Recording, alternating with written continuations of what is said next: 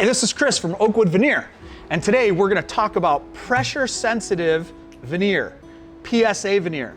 We're going to rehab this speaker and make it look brand new with Oakwood's products. Let's get started. I have a walnut in my right hand and also some oak, some white oak here. So what we're going to do is just make a decision which one of these two we want to use. Since I have a dark speaker now, I'm going to turn it into a light colored wood, so I'm going to use the white oak. It's going to be much easier if I cut this into more manageable sizes, but the pressure sensitive backing, the adhesive is going to be amazing. This is great for do-it-yourselfers. It's going to require way less tools, way less technique. We are going to start cutting this to smaller sizes so that it's a little bit easier to work with when refacing our speakers. So I'm going to measure this with a standard tape measure. I'm going to measure out the veneer, cut it with a standard razor blade or box knife. And to draw on or mark my veneer, I always like to use a piece of chalk. It comes off easily, and at the same time I can see white chalk on dark colored woods and even the lighter color woods.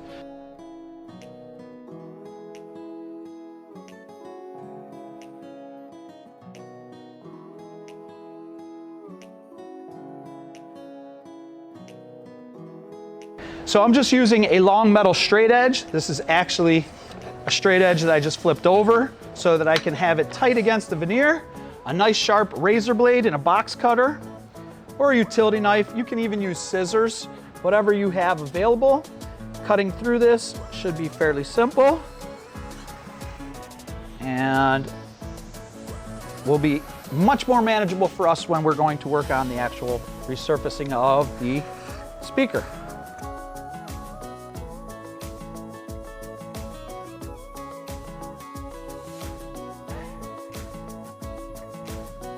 With a piece of chalk, I wrote how long this piece is going to be, 24 inches. That's for one of the sides of the speakers. But then, to keep it in sequence, in other words, so that my grain pattern and lines flow, I then have the second section, which is the top. Its measurement is 15 inches long, and it's also number 2, so it doesn't get confused with the other side. Then I have number 3 for the second side. Now, do we need to veneer the bottom? Probably not. It's a little overkill to be on the floor, but why not? Okay, we have the piece. In any case, I wanted you to see that it's important we keep these in order, the way we're going to put them on the piece of furniture or cabinet, in this case our speaker. We want this to essentially wrap around with piece 1, then 2, then 3 on the side, and 4 on the bottom. So this way we have one continuous pattern or grain sequencing all the way around the box of the speaker. Okay, a couple things that we want to note. In order for our pressure sensitive adhesive or PSA veneer backings to work well on any surface, it needs to be clean and sealed. We need to have a nice, smooth, sealed surface. I know sometimes when we're gluing veneer on in other applications, we want to have the surface scuffed up or rough. That is not the case though with our PSA veneers. We need to make sure that this is clean of dust, lint, any stickiness, fingerprints, all that sort of stuff, and also that it is sealed. We need to have a smooth surface for this to adhere best to. So we're going to take some time, just a little bit of household cleaner, and clean up the surfaces that we're going to veneer. So I've just taken and cleaned one side of the speaker. I've only done one side because I'm gonna get the other sides probably dirty with trimming off, or especially if I'm gonna use a router to trim, it'll make some dust that might stick to the other sides. The other thing is, please note that I didn't take this front cover off. I was hoping to, but on this particular brand of speaker or model of speaker, this front felt is just attached. It is not something that's designed to be removed. So we're gonna make do around it. Also notice that I've cut the piece of veneer oversized. I went about 1 inch too big on all 4 sides. This way I make sure I get this in place where I want it to be.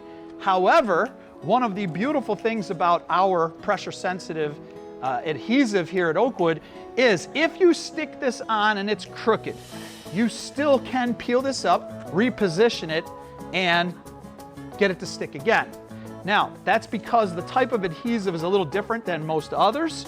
When we put pressure on here with a scraper to make sure that there's no air bubbles or anything else, will get good contact with the surface, and this type of adhesive gets stronger over a few days. So when you first initially put this on, it's going to be tacky, of course, and hold, but it really starts to grow arms and grab tight against this surface over the next few days.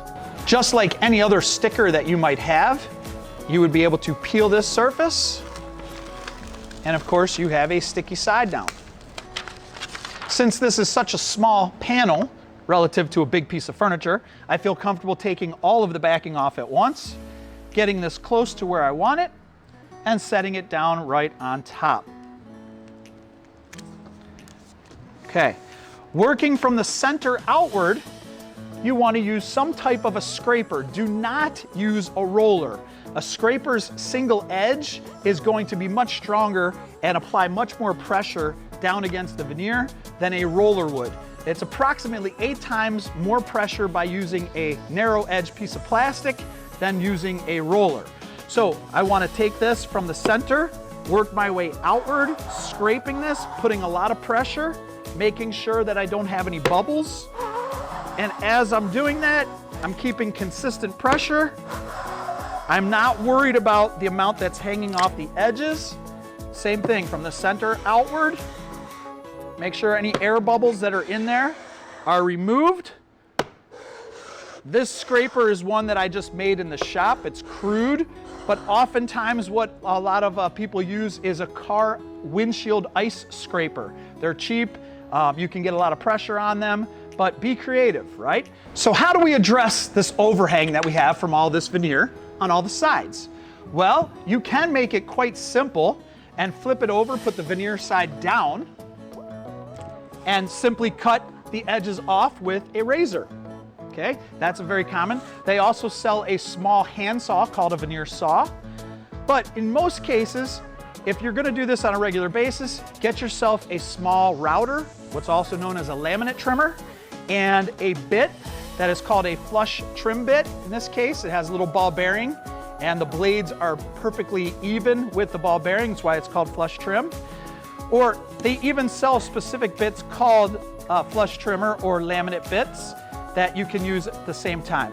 So my preferred way is the router. Makes a little bit of a mess, but it cleans up very, very easily, and we'll be able to do it much faster. Okay, in this particular case with this, because we have this material in the front, I can't run the laminate trimmer around here. It would veneer all the way out to the edges.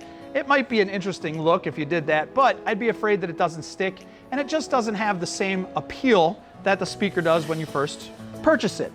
So one of the things that we're gonna do is figure out how do we cut along here, have a nice straight line, and be even with where the edge of the material is to the wood. So I'm gonna do something very, very simple. A roll of painter's tape, and I'm gonna line it up at one end, sight down it like I'm looking down a rifle, and be able to line it up as best I can that way before I put a straight edge on it and cut it with a razor. So let's do that. Now that I applied some tape to what it looks like as straight as I can get it, I'm going to use a straight edge that's machined. That'll be a little bit more accurate in case I have any waviness going on in the tape, and then just trim this excess off with a razor blade. It's important you keep the straight edge still, that it doesn't move. You can even clamp it if necessary. And don't be surprised if you have to make more than one pass with your razor blade to get through the materials in the veneer. And it's as easy as that. Of course, we will peel our tape and we will be good to go. Okay, I have my bit in my laminate trimmer or router sticking out so that that ball bearing is gonna ride right along the perimeter of the speaker case, and the bit itself will trim any of the extra overhang of the wood away for us. Please make sure you're wearing safety glasses and following any of the suggested procedures by the manufacturer of the tool, and we can get started with this. Okay, so a little dust, and we'll have to do a little sanding here to clean up these frayed edges, and we are good to go on our next side. So I just grabbed a little piece of 150 grit sandpaper. I also have just a little block of wood that I'm gonna wrap the sandpaper around so that I have a nice flat surface here that the sandpaper is against. I want to sand always downward towards the speaker. I don't want to sand lifting up because I could risk pulling or tearing, chipping that veneer. But if I simply sand downward a little bit of an angle, maybe like a 40-degree angle, even 45, then I can start to clean up this edge just a little bit. It doesn't take much. I have a tendency to do the end grains first and then the long grain with it, the edge grain at the end. This way, if there's any chipping that occurs, I will take care of it before I do those edges. Okay. Again, I'm stroking a little bit downward, and we should have a nice clean edge here to work with. Okay. Remember, veneer is wood. You can absolutely sand the veneer if you'd like. However, it is pre-sanded when you get it right from oak wood.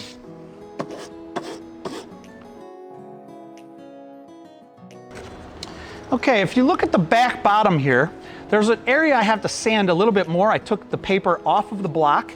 That's because this backing piece of the speaker's a little bit proud, means it sticks up a little bit, and that ball bearing on that router bit is going to follow that piece. So in this case, it didn't cut the veneer quite as tight as it could against the side. So I just have to clean that last little bit up with my finger and a piece of sandpaper till it is all good to go. We will apply more pressure to make sure that everything is adhered well before we move on to our next side. Now that you've seen me put on the one piece, I'm gonna go ahead and do the other three sides. Of course, I will stop and talk to you if there's anything that comes up, but otherwise, you'll just be bored watching me do it. You might as well see it and fast forward. So here we go. Okay, now that I'm putting the second piece on, I wanna make sure that I check for my grain, whether it went this way or it went this way, and make sure that you are happy with the way the grain is gonna be positioned. And I overlap to make sure that I'm not missing any place, and we're good to go.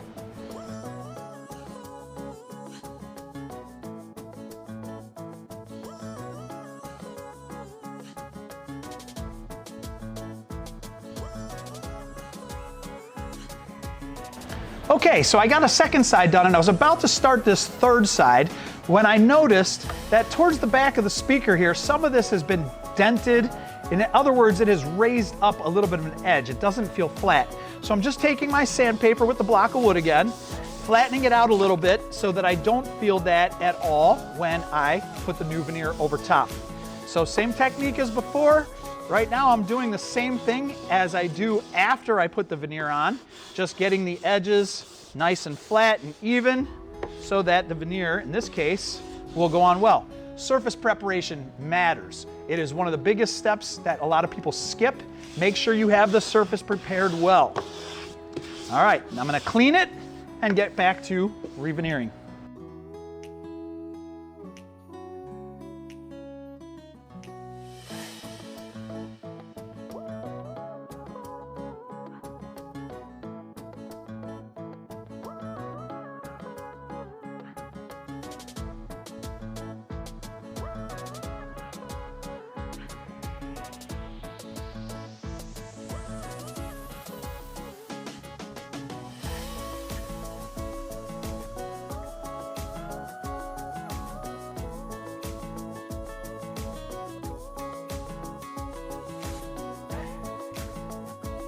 Okay, so I just finished veneering all four sides, the other three sides, and now we want to take our random orbital sander with a very high grit. In this case, I'm using 180 grit. The higher the number, remember, the smoother it's going to make the surface, but it's not as aggressive. I don't want to sand through the veneer, so don't tip your sander up on its edge. Make sure you keep it flat, and we're just making sure we get any fingerprints and chalk marks or anything else that might still be there. So let's do that. Okay, so now that we have everything veneered, we're gonna put on a finish. In this case, I'm putting on a penetrating oil. It's a very, very light tinted cherry, semi-transparent, and I'm putting it on with a foam brush. Make sure you read the directions on the can. It'll help you because each finish is a little bit different. But in this case, We're just going to apply the finish and do it somewhat generously. We can wipe off any excess after about 5 minutes, and then wait about 3 or 4 hours before you can coat it again if you'd like it to be a little bit darker. So take a look at what this will do. Bring out that color.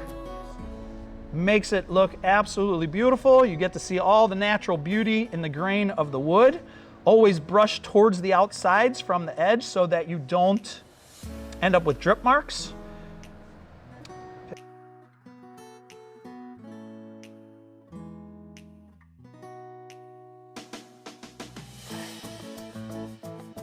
Okay, welcome back. We have put this veneer on this speaker. We gave it a facelift. We put some finish on it. We had some penetrating stain just with a very light cherry tint to it. And we've let it sit for 24 hours so that it's dry. Now, it looks beautiful.